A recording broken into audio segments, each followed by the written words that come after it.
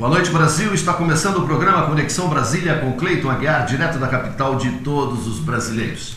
Eu quero mandar um abraço para o Maurício Reis, lá em Bom Despacho, Minas Gerais, que no dia que nós estreamos, a primeira vez que passou o nosso programa, depois que nós entramos na Sky, ele assistiu o nosso programa lá em Bom Despacho, Minas Gerais. E lá em Vilhena, Rondônia, quem nos assistiu foi Adalberto de Oliveira, lá da Rádio Mix, lá de Vilhena, Rondônia, também acompanhando o nosso programa pela Rede Brasil de televisão. E lá na Bahia, lá em Dom Basílio, na Bahia, o Joel Lima, ele assistiu lá em Dom Basílio, a mãe dele, a Dona Maria das Graças, assistiu lá em São Paulo pela televisão e também pela TV Vivo, TV 8, TV CTBC, a Sky, a Claro TV, e outros assistem diretamente no site rbtv.com.br. Eu era menino, eu gostava muito de ver os gibis do Disney, né? do Walt Disney, e lá tinha o professor Pardal. Eu me lembro da invenção genial do professor Pardal, que ele inventou uma luz para escurecer ambientes claros, né? Você à noite você acende a luz para clarear o ambiente escuro. Não, ele inventou uma, durante o dia, e ele queria dormir, ele apertava o interruptor e o ambiente claro escurecia e ele dormia, né? É a invenção, é a capacidade que o ser humano tem de enxergar onde os outros não enxergam, né? Alguns inventos geniais mudaram o curso da humanidade. Um deles foi a roda. Quando inventaram a roda, mudaram E aí vieram outros. Depois veio o Henry Ford, inventou a linha de produção, de produzir veículos, né? Só que quem foi inventor e nasceu no Brasil deu um azar danado. Nós tivemos aqui várias experiências de inventores brasileiros que descobriram e não conseguiram registrar a sua patente, ou quando conseguiram não tiveram a sua patente respeitada. Eu vou conversar hoje, o nosso entrevistado nasceu em Belo Horizonte, ele é eletrotécnico, veio para Brasília, trabalhava aqui numa empresa de telefonia chamada Telebrasília e inventou um negócio que revolucionou as telecomunicações e que hoje é utilizado, as pessoas acham normal porque hoje virou carne de vaca. Todo aparelho celular tem, todo aparelho fixo tem, que é o identificador de chamadas chamado BINA. E o inventor é esse mineiro que morava aqui em Brasília e que tomaram na marra a invenção dele, todo mundo usa, ele vai para a justiça, briga, ganha, não adianta nada, e ele vai contar essa saga aqui, né? O que é o azar de alguém ter capacidade criativa e nascer no Brasil. Vou conversar com Nélio José Nicolai. Nicolai, seja muito bem-vindo ao nosso programa. Rapaz, eu fiquei ouvindo a sua saga, eu fiquei aqui pensando, que coisa horrorosa é isso, né? Um brasileiro que descobriu uma coisa tão genial. Uma não, porque você tem vários inventos, né? Vamos começar, vamos voltar lá para Minas Gerais. Você nasceu em Belo Horizonte, na capital do estado. Eu nasci em Belo Horizonte, eu fui criado ali no Barro Preto. Meu pai foi fundador do Cruzeiro. Eu praticamente fui crescido dentro do campo do Cruzeiro. Eu fui jogador profissional. O último campeonato que eu disputei foi Pedro Leopoldo, né? Ali, vizinho, em 1960. Nem preciso perguntar se é cruzeirense, né? Hoje não, assim, a vida me levou assim, a continuar gostando de futebol, mas achando que futebol mudou muito, né? Mudou. É uma atividade. Mercantilizou muito. Virou no Brasil como se fosse uma atividade fim. Quando ela não era uma diversão. Mas é como se fosse a atividade mais importante do país, né? O pessoal faz questão de falar isso.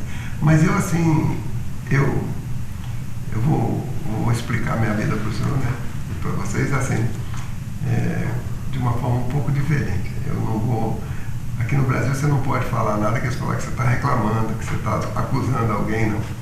Eu vou narrar. Hoje eu sinto orgulho, assim, de dizer assim que eu sou um homem de Deus. É gozado, eu fui criado no campo do Cruzeiro, fui mascote do Cruzeiro, fui jogador. E minha vida era virada para o futebol, como todo mundo aqui acha que tem que ser jogador de futebol, porque está sempre em evidência, como se fosse a salvação da pátria, né? E quando eu fiz 19 anos, eu tive um encontro com Deus. E Deus me mostrou dois caminhos. Ele disse, você pode seguir como jogador ou pode seguir a missão que eu vou lhe dar. Então eu optei por seguir a missão que ele quis me dar, que um dia o mundo vai saber qual que é. E quando se deu a sua vinda para Brasília? Ela se deu em 71, mas eu assim, em 59, eu não tinha nem curso secundário, nem nenhum. Você fez o curso de eletrotécnica? Eu entrei para a Escola Técnica Federal, que eu espero que os alunos de lá sintam orgulho disso, se o reitor contar para eles que eu estudei lá, né?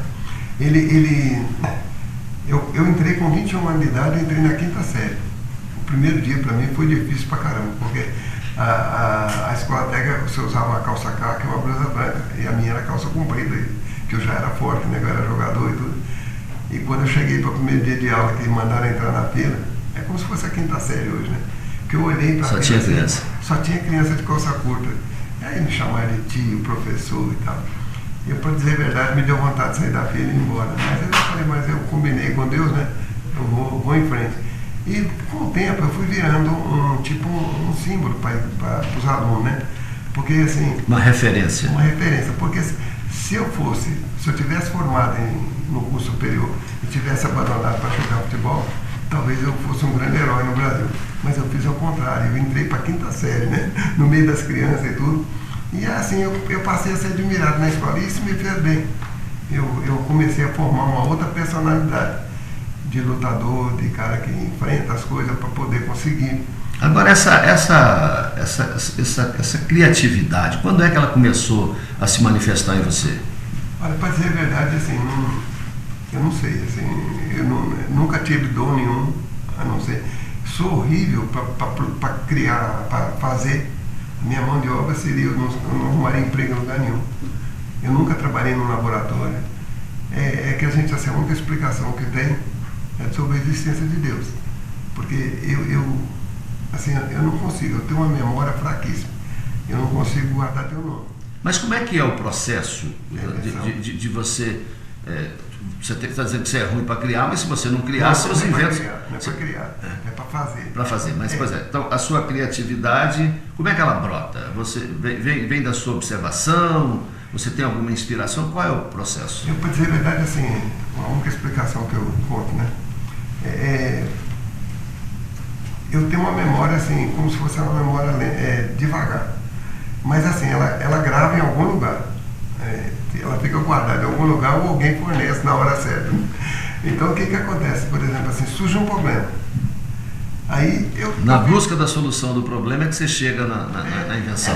E assim, por exemplo, não é a ideia que eles têm de inventor. Há uma diferença entre inventor, e é brutal, entre inventor, pesquisador e cientista. Quando a pessoa me chama de pesquisador e cientista, eu acho graça, porque eu não sou nem pesquisador nem cientista. Eu sou inventor, que é igual, como você disse, o padrão. Assim, a gente sempre, o inventor, ele sempre tenta entender a pergunta antes de achar a resposta. Aqui no Brasil está cheio de gente achando resposta sem saber qual é a pergunta. Qual foi a sua primeira coisa que você criou? Primeiro invento? Eu tive muitas invenções dentro de central telefônica.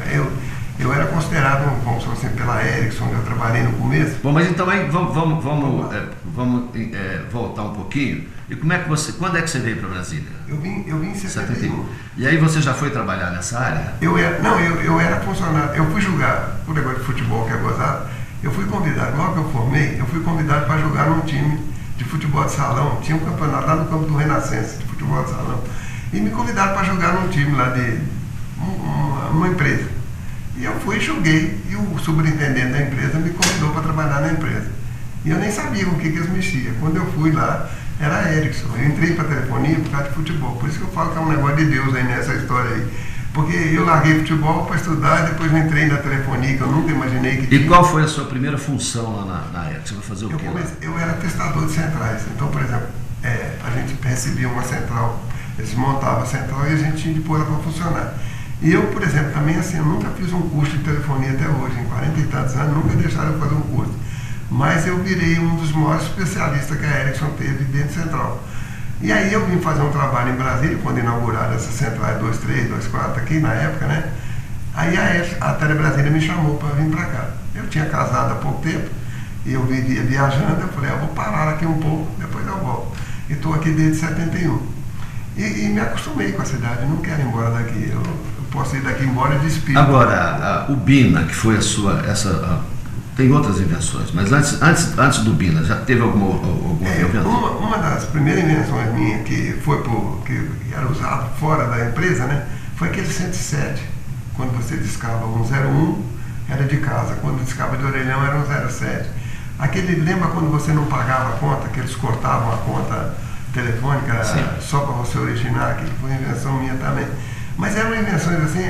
Aí de repente eu encontrei com uma pessoa. E você trabalhava na companhia. As suas invenções eram absorvidas pela companhia e você não se preocupava em registrar a patente? Não, você ia fazendo aquilo ali para melhorar o seu serviço. Para melhorar. Mas aí eu vou falar o nome de uma pessoa que você deve ter conhecido muito, chamado Coronel Danton Nogueira. Danton Nogueira, isso. O Coronel Danton um dia me chamou e falou: Nélio, essas invenções suas estão sendo roubadas.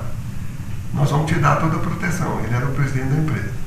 Aí ele me colocou com o departamento jurídico para a gente começar a registrar a patente.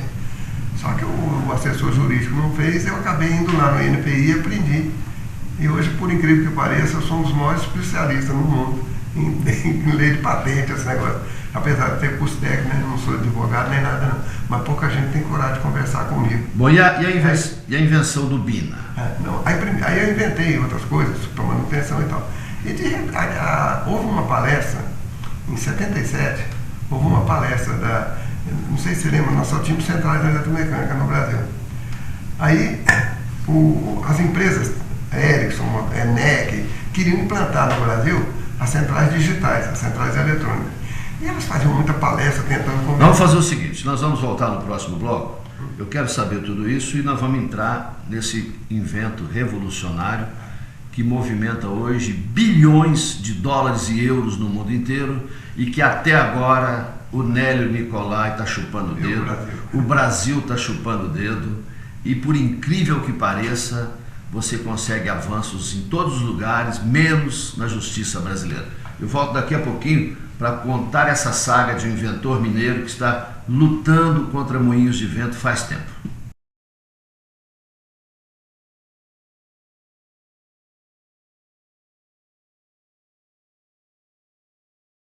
Eu estou conversando no programa de hoje com o inventor mineiro Nélio Nicolau, inventor do Bina, do identificador de chamadas e de outros tantos inventos, que luta há mais de 30 anos na justiça, né? Já teve vitórias importantes, para que vocês tenham noção, hoje existem no mundo 6 bilhões e 600 milhões de telefones celulares, todos usando o invento do Nélio, todos pagando cerca de $6 por mês, o que geraria uma montanha de dinheiro, né? E depois nós vamos conversar com isso, mas ele estava me dizendo que isso é maior para o Brasil hoje do que seria a Petrobras. Mas o senhor estava falando sobre os inventos. Aí a Telebrás, nessa palestra que eu fui assistir, né, eu era chefe de divisão na Telebrás, e mandaram eu assistir essa palestra. E o palestrante da Ericsson, ele falou muito sobre serviços, aqueles negócios, busca, chamada abreviada, aquele serviço que a CPA tinha. E falou muito pouco sobre a central. Quando ele acabou de falar, né, aquela hora que você pode fazer pergunta, eu falei com ele: eu posso fazer uma colocação? Ele disse: pois não, né? Vocês fizeram a central inteligente, é um computador. E o telefone? Vocês não esqueceram do telefone? Ele ficou burro. Ele continua tendo só o disco e o fone. Como é que eu vou usar todas as canções que a central vai propiciar se eu só tenho um fone que só sabe dar tom de discar e discar? Aí, antes da pessoa, do palestrante responder, entrou um diretor da Telebrás e disse assim: você continua prepotente. Eu digo: por quê? Ele disse: isso no auditório lotado. Ele disse: como é que você tem a pretensão de criticar uma central que foi feita com os maiores cientistas do mundo? Eu digo: mas peraí, eu não estou criticando, eu estou sugerindo que pensem no telefone, que é que vai ficar na casa da central. Aí eu falei: eu nem vou responder o senhor não, o senhor não tem nível para conversar. Mas eu vou só fazer uma comparação. Há muitos anos atrás, alguém disse: mas que gira, gira. Mataram ele. Mas que gira, gira. E foi embora, né? Saí tudo. E em casa eu comecei a pensar um jeito de provar para mim mesmo que o telefone tinha que ser inteligente.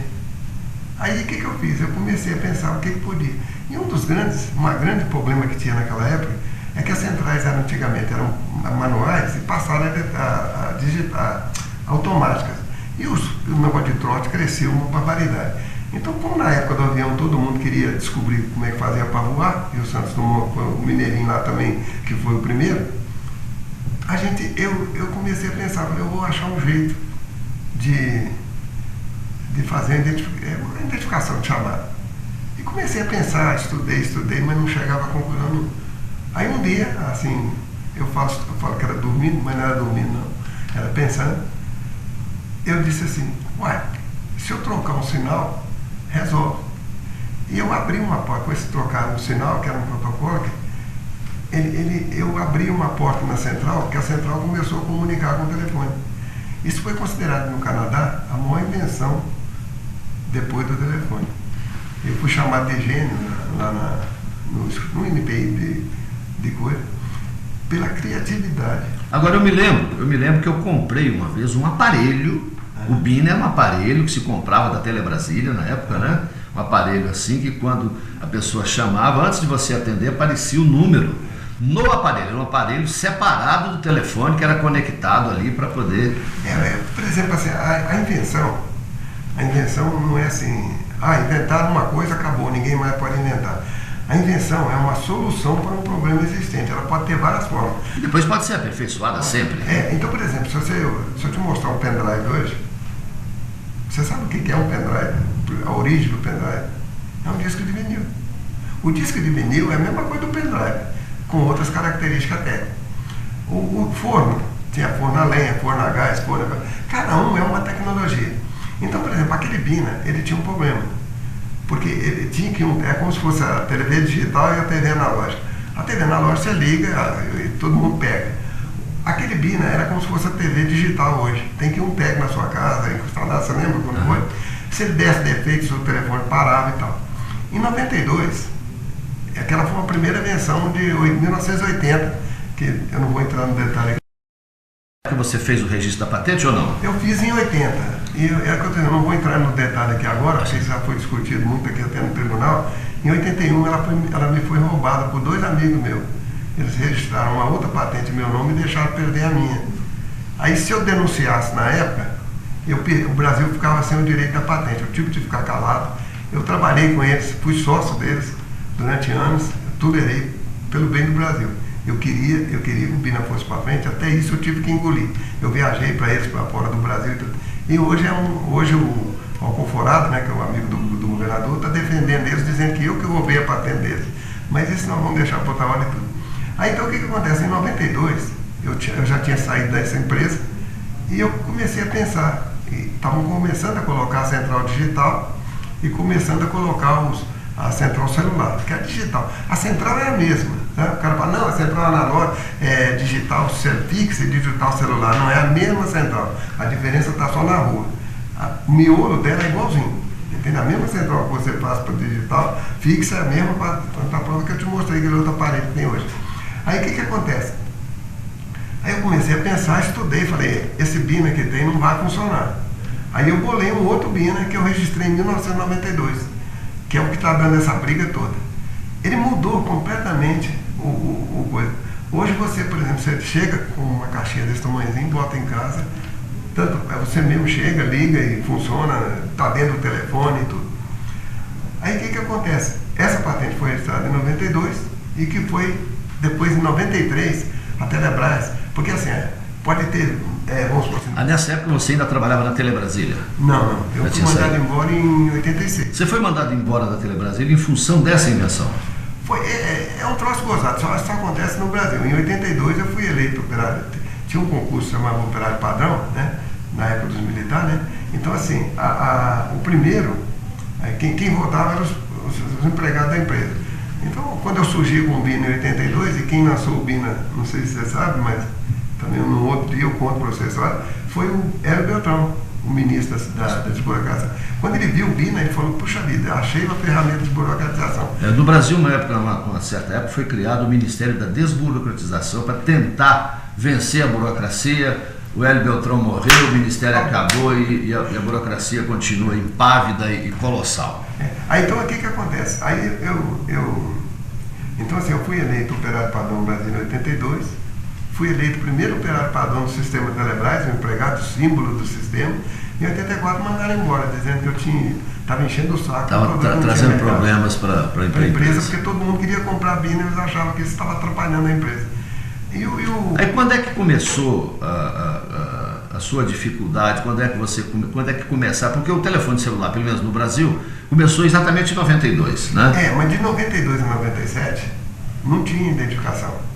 E também assim, de 92 a 97, a única coisa que acontecia no Brasil, no celular, é que conseguiram colocar no Brasil só 12 milhões de aparelhos. E mesmo assim era uma dificuldade que ninguém queria, porque quem atendia que pagava chamada e você não... Eu tive um dessa vez. Era um teclofone desse tamanho, você botava ele para carregar o dia inteiro, falava meia hora, acabava a bateria, custava $1.000 o aparelho, custava $1.000 a linha, né? Mas e tinha um problema sério, que por exemplo, quando você estava... Por isso que eu inventei esse novo BINA. Por exemplo, eu vi que no celular ele seria obrigatório. No fixo você podia depender. Porque quando você está no fixo, você pode pôr uma secretária para atender alguém em sua casa e dizer que você não está, quando você não quer atender. Mas no celular não tinha jeito. Você quer atender, né? Então eu falei, isso vai ser uma falta, vai ser necessário. E eu coloquei o sistema, que foi também considerado uma coisa fabulosa. E de tão simples. Eles não entenderam como é que eu tinha feito. E por isso que a Ericsson assinou aquele contrato comigo, aí eu expliquei para eles. Você chegou a assinar um contrato com a Ericsson? Deixa eu só terminar esse embalo aqui. Aí fez assim, aí na época, a Telebrás, para você, por exemplo, padronizar qual a tecnologia que vai usar, eu podia bolar um BINA, você podia bolar um BINA, eu podia bolar um BINA. Aí, mas quem decide qual dos que usar é a Telebrás. Ela tem, pela Lei Geral de Telecomunicações, quem define as normas e padrões é a Telebrás. E a Telebrás me chamou, logo depois que eu registrei a patente, ela me chamou, dizendo que queria modificar o antigo BINA para poder funcionar na celular, né? E na API.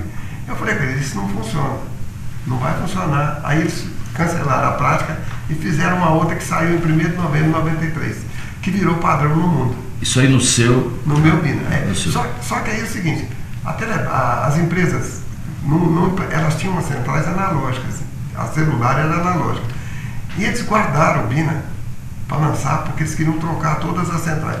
Se você puxar... Mas por que, olha, nesses países todos, Estados Unidos, na Europa toda, a patente é respeitada rigorosamente. O presidente dos Estados Unidos, seja ele qual for, viaja o mundo defendendo a patente dos inventores americanos e tal. Por que esses países, que são tão ciosos em respeitar as suas patentes, não respeitaram a sua? É por causa do Poder Judiciário brasileiro. O Poder Judiciário brasileiro é para garantir direito. E ele, o que você faz? Por exemplo, vamos supor assim, eu assinei um contrato com a Ericsson. Aí a Ericsson saiu o edital de licitação das operadoras multinacionais. Não é minha, não fui eu que escrevi isso, foram eles. Eles escreveram assim no edital, atenderam o BINA conforme prática Telebrás 220, 250, 713. E todo mundo vendeu. A Ericsson, em vez de respeitar o meu contrato com a Ericsson, que está assinado pelo presidente, pelo vice-presidente da Ericsson aqui no Brasil, ele dizia o seguinte: eu vou modificar a central de gás. Ele me mostrou o contrato, eu estive com o contrato na mão aqui, então não. Né? Mas eu estava te falando o seguinte: o contrato foi estabelecido o seguinte: eu transferia essa tecnologia para a Ericsson modificaria centrais gratuitamente, e do que eu arrecadasse nesses bilhões, eu daria 15% para a Ericsson. Só que, como eles falam assim, aqui no Brasil vale tudo. É uma esculhambação mesmo.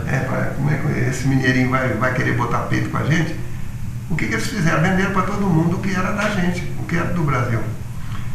E implantaram no mundo inteiro. Bom, esse assunto interessa a mim, interessa a você, porque é um negócio que traria para o Brasil bilhões de reais.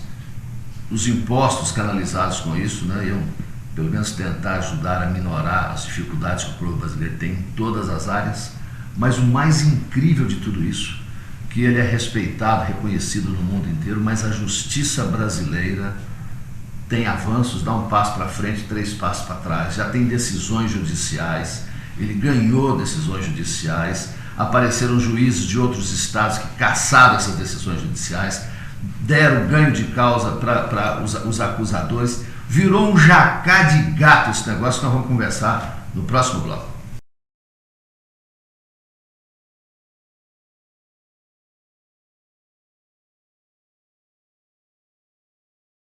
Eu estou conversando hoje com um inventor brasileiro. Ele é criativo, ele só não inventou ainda uma maneira de driblar a burocracia, driblar a justiça brasileira. A justiça brasileira ela foi feita, para quem tiver bons advogados, procrastinar as decisões ao máximo. E é muito difícil para um cidadão comum enfrentar bancas famosas de advogados, né, de empresas multinacionais poderosas que movimentam bilhões e bilhões. Né? Eu já vi uma vez alguém dizer o seguinte, que o bom advogado é aquele que estudou muito, que conhece as leis, mas o melhor é o que conhece o juiz. Aí então é o seguinte, por exemplo, eles podiam lançar em 92 ou 97, eles podiam ter lançado o BINA nas analógicas, mas o objetivo deles era fazer todo mundo devolver o analógico, julgar o analógico fora e comprar os digitais. Eu não sei se você lembra daquele sequestro da filha do Luiz Estevam, as centrais eram analógicas e eles puseram o identificador no telefone dele, no celular dele e pegaram o rapaz, né? Mas voltando aqui, então, se você lembra as propagandas da época, as empresas diziam assim: troca o seu celular analógico por digital, agora você vai ter BINA. Você virou até selo dos Correios, né? Em 2004, os Correios publicaram um selo com o BINA. Pois é, mas o brasileiro não sabe. Você teve a sorte de encontrar comigo e poder te mostrar, porque as multinacionais não deixaram ser divulgado. Aí teve uma época que como é que começou que ano que você ingressou na justiça em busca dos seus direitos?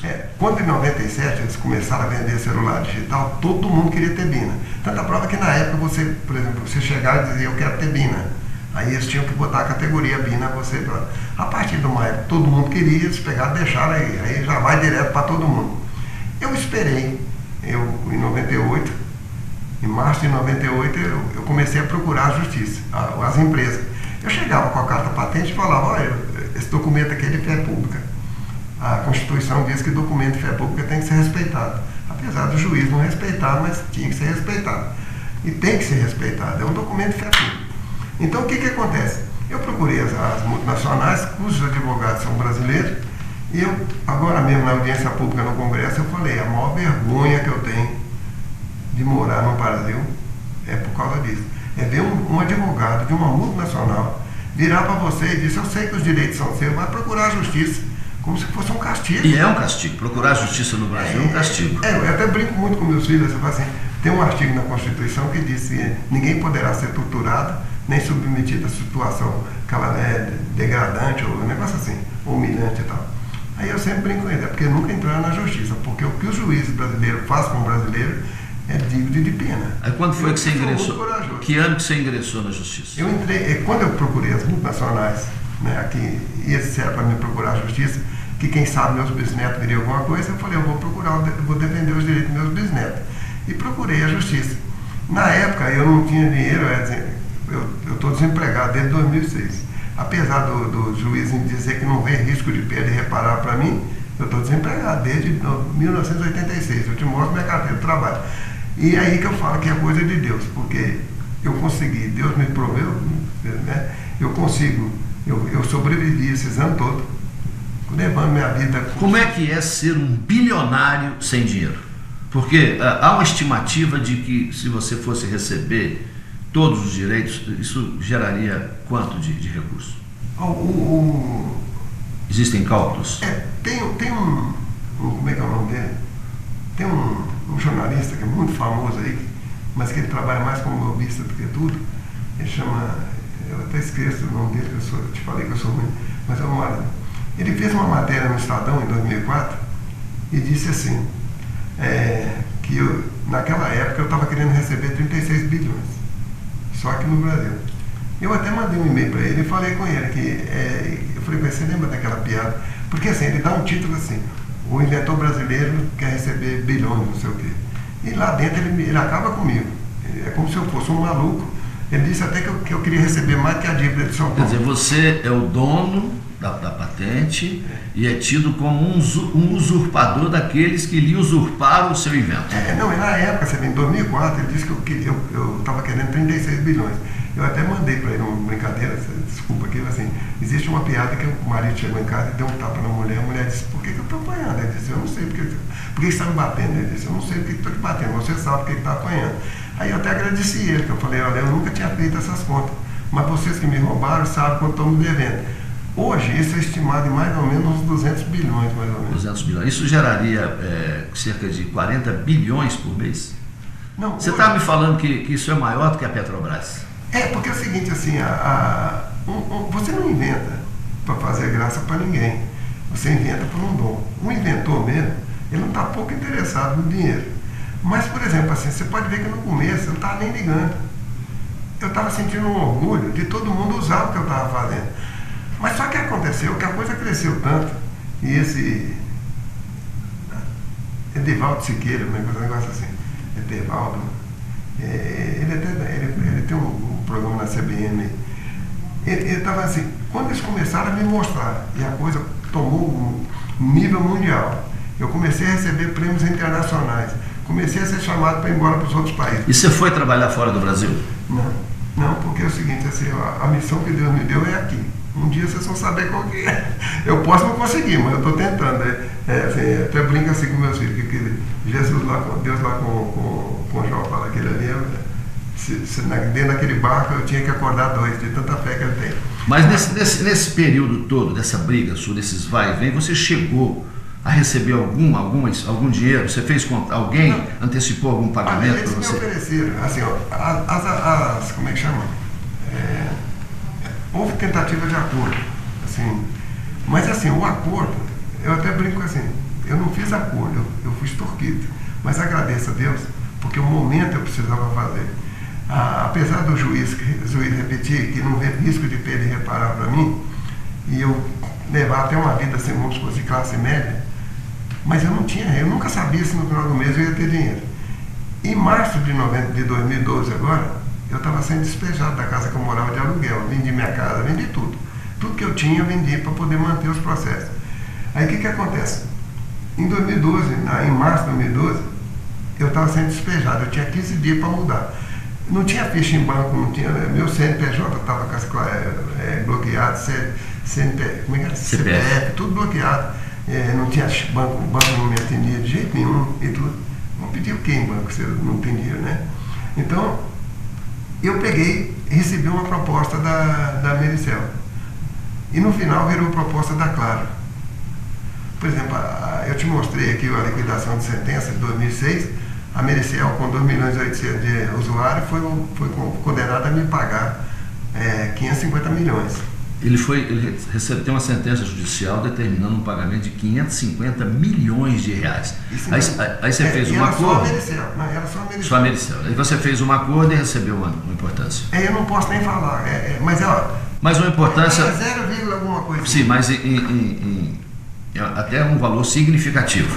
Ele é significativo, mas aí o que aconteceu? E aí pelo menos salvou a situação do desempregado que ia ser despejado, deu para comprar algumas casas. Eu comprei uma casa, assim, para poder garantir da minha família. Mas aí gerou um outro problema, porque, por exemplo, para mim sobreviver, eu fui comercializando assim, pedaços da receita, não da patente. A patente é 100% minha, mas é como se fosse ação preferencial. O brasileiro se vira de todo jeito, né? Aí então eu fui comercializando assim, se eu ganhar algum dia eu divido contigo. Só que quando eu ganhei, aí eu... Teve que dividir? Não, eles avançaram em cima de mim, os advogados, os parceiros, assim, eles entraram com uma sentença querendo me tirar um pedido aqui no tribunal, dizendo que eles já estavam com 80% do que eu ganhei, queriam me tirar do processo. O juiz aqui parece que não aceitou. Agora, me diz uma coisa, no meio desse imbróglio todo, você tem esperança de vencer tudo isso ou você acha que eles vão acabar tomando na mão grande o seu evento? Não, eles já tomaram. Já tomaram assim, que eu digo assim, a dívida ficou impagável. O juiz só vê o risco de perda irreparável para mim. Se eu ganhar um centavo, eu vou prejudicar as multinacionais. Só que a dívida, hoje, é de bilhões. Por exemplo, há pouco tempo saiu uma notícia no jornal que a Oi pegou 10 bilhões emprestados na mão do BNDES e o valor de mercado dela é 8. Isso é um milagre. Agora, não, mas isso não é milagre não. O Ike Batista, que não tem nada, pegou 10 bilhões e 200 milhões de reais emprestados. Pois é, mas você... E hoje ele deve 25 bilhões e não tem como pagar porque ele não tem lastro, né? Aí que eu estou falando. Isso é um milagre da política, pois né? é, que eu estou te perguntando isso. Como é que ele vai me pagar se ele pegou dinheiro emprestado no BNDES? E você vê, é um troço que dá uma receita violenta no mundo inteiro. Agora, uma coisa que me chama muita atenção, já fiz referência a isso no programa, o presidente dos Estados Unidos, os príncipes da Inglaterra, os presidentes de todos os países viajam ao mundo como se fossem caixeiros viajantes dos interesses do seu país. Frente ao interesse, você nunca conseguiu despertar no presidente da República, no Ministério das Relações Exteriores, um gesto em defesa de legítimo direito de quem criou, viu a sua criação usurpada, roubada, espoliada. Nunca os grandes dirigentes do Brasil saíram em seu... A primeira vez que está ocorrendo foi agora essa semana que teve uma audiência pública. Assim, vamos ver o que vai acontecer, né? Porque eu vou até... Vai me desculpar, né? Eu vou falar o nome dela, aquela Carolina, né? Dickmann, né? Não tem nada contra ela, nem nada. Eu vou só citar um exemplo. Eu procuro, toda vez que eu procurei senador, vereador, presidente nem precisa falar que ninguém me recebe, né, não. O ministro das Comunicações, eu mando e-mail para ele falando, pô, eu sou inventor do Bina, não me recebe, porque eu tenho que mostrar um monte de coisa. Eu sempre recebo resposta assim, o ministro não pode te receber. Eu queria saber por quê. Então, antes de você continuar, nós vamos fazer mais um breve intervalo e a gente volta já já.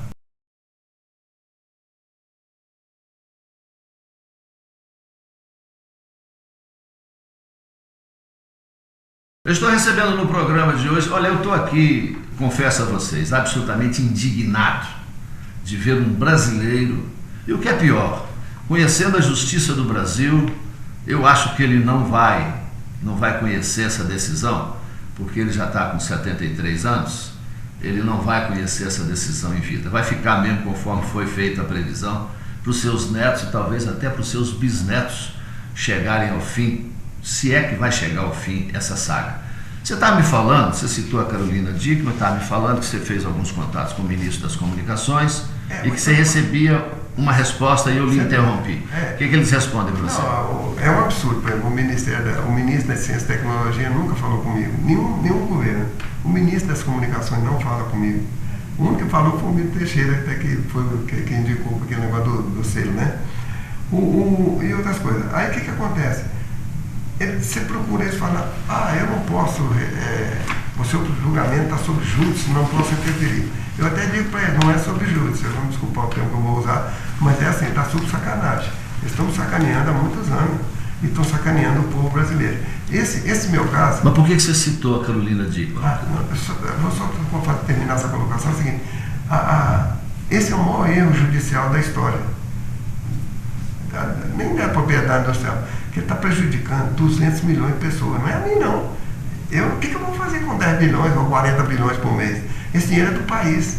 Patente é um patrimônio do país.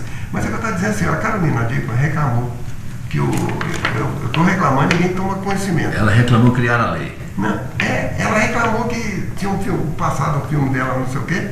E criaram a lei de proteção. Criaram a lei de proteção, ainda chamaram a lei de Carolina Dickmann. Eu estou mostrando que o Brasil perde 40 bilhões de dólares por mês em royalties. Mas olha, você não está sozinho nisso não, porque além de você, nós tivemos algumas invenções brasileiras que foram injustiçadas. Uma foi Santos Dumont com o avião, né? O outro foi o dirigível semi-rígido Augusto Severo de Albuquerque, Maranhão, de 1902.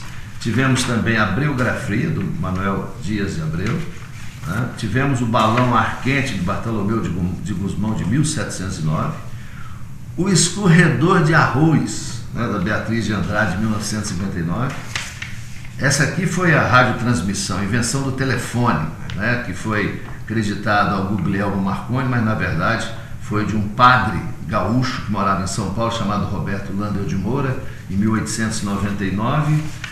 O identificador de chamadas do Nélio Nicolai de 1982, o dirigível do Júlio César Ribeiro de Souza, a fotografia do Hércules de Florence, a máquina de escrever do Francisco João de Azevedo. São invenções que não foram... Não, e tem mais duas, eu vou citar mais duas para você que vocês não sabem. Chamada a Cobrar, que é 9, é do Adenor, um menino de Santa Catarina, menino não, já é hoje. O cartão indutivo é do Bardini, lá de e o como é que chama? Sobre o Padre Lando de Moura, até vou fazer uma colocação aqui. A gente fez o filme Os Filhos de Francisco, fez a vida de Lula, e tem um pessoal querendo fazer a vida do Lando de Moura, mas não tem apoio nenhum. Consegue. Mas voltando aqui... Vamos abreviar nossa conversa, porque nós estamos chegando ao final e tem coisas importantes para você falar. Eu, por exemplo, assim, eu não sou... o meu invento que está no mundo hoje não é só o Bina, não. E também já mandaram... E você estava me dizendo que inventaram o iPad, o iPod, e que você inventou agora o NoisePod. O que é isso? É o seguinte, por exemplo, quando vocês... desde 2003, eu procurei ministro, eu mostrei, eu tive no gabinete do Hélio Costa mostrando para ele não entendeu. É o seguinte, a tendência do celular era um dia voltar para o fixo. E eu fiz um telefone fixo, era uma adaptação do celular dentro do fixo. Com imagem. Com imagem, com tudo. Você teria... Inclusive nós temos aqui um modelo, que eu vou pedir aos meninos para mostrarem, né? Colocar de fundo aí para mostrar. Você trouxe um modelo aqui para a gente mostrar. Então o que acontece? A tendência, hoje, depois de muitos anos, eles também já estão levando igual levaram o Bina. Hoje esse que eles vendem com o nome de TIM fixo, Vivo residencial, Claro fixo, isso é a invenção mais desse brasileiro aqui de novo. Quando você faz pagamento de conta e você, como é que se diz? E quando você recebe a mensagem no celular, que também está usando no mundo inteiro, isso foi invenção minha de 2002. Agora você tem uma invenção também que você me falou, eu queria que você discutisse rapidamente sobre ela, que é você eliminar o perigo do hacker. Eu estou desde 99 que eu estou falando, gente, eu sei como acabar com o hacker, gente, eu sei. Pelo menos assim, vamos dar um pouquinho de credibilidade de eu ter inventado o Bina, pelo menos me escuta. O grande problema não está em você...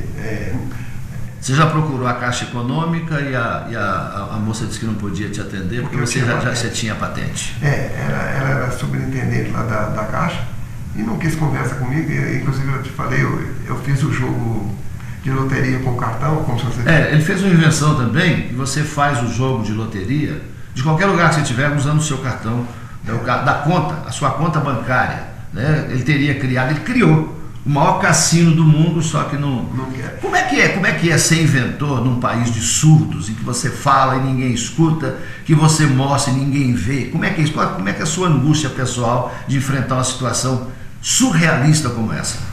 Por exemplo, eu não sei se só para me justificar, né? Mas até quando eu faço palestra, assim, eu faço geralmente palestra em sala de aula, que eles não deixam fazer em auditório. Eles não querem que o Brasil saiba que tem gente assim que quer lutar, que quer trabalhar, que quer mostrar que esse país é possível. E quando eu convidei o Nicolai para vir aqui, ele disse, olha, pela primeira vez eu vou ter condições de falar. E eu disse, sei lá, no nosso programa, nós não fazemos edição do programa. Tudo que é dito aqui vai para o ar. Porque afinal de contas, a imprensa tem a responsabilidade, né, de mostrar tudo que acontece.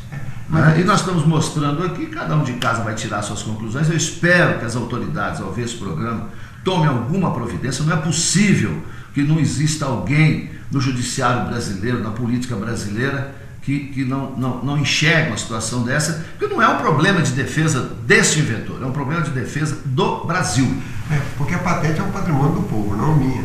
Mas eu estava te falando, né? Por exemplo, assim, eu inventei esse sistema.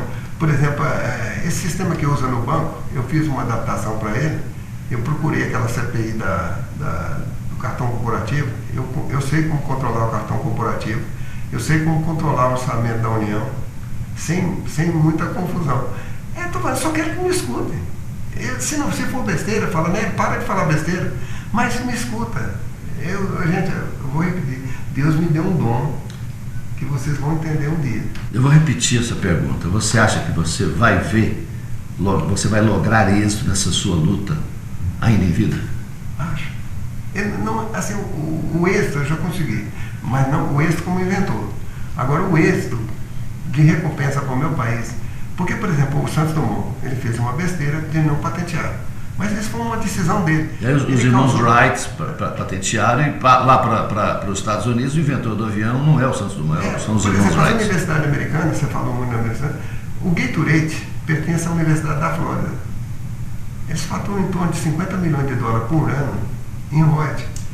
Aqui no Brasil, você pergunta, quantos que as universidades, quanto SBPC, o que a gente, eu peço, deixa eu dar uma palestra para vocês, deixa eu mostrar para vocês o que é, entendeu? Eu até estou tentando fazer isso no Ministério da Ciência e Tecnologia, deixa eu fazer uma palestra com vocês, gente, eu virei um especialista em patente, que eu entendo o que é patente, deixa eu mostrar para vocês, se você não quiser aproveitar, não aproveite, mas vamos mudar esse país, nós podemos mudar esse país.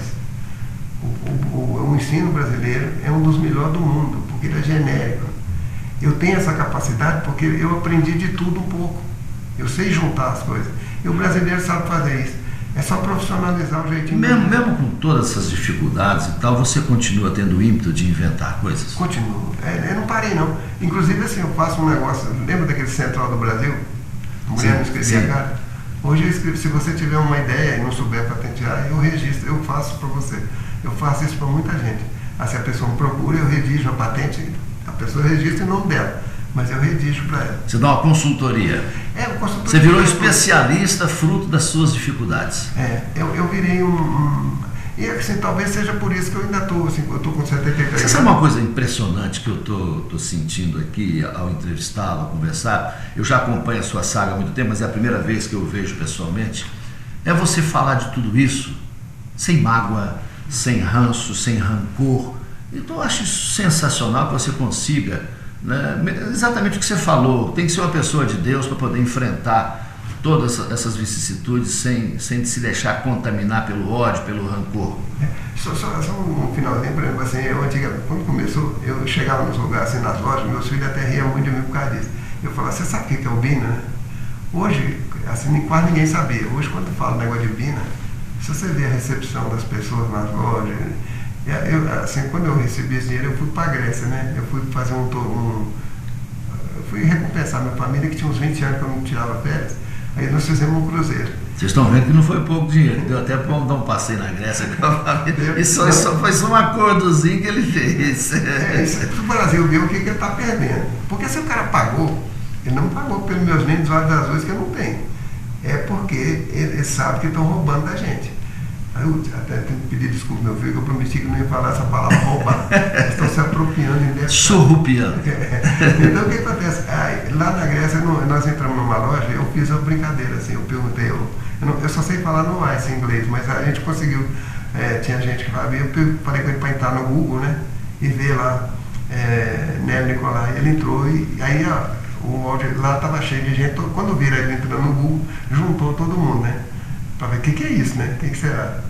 Quando viram que era eu o inventor do Bina, foi uma festa na Grécia. Você já imaginou se você tivesse nascido no Japão, meu amigo? Né? Mas Deus sabe onde coloca ali. Olha, eu queria agradecer muito. Eu acho que nós contamos uma história que o Brasil não conhecia e que precisava conhecer.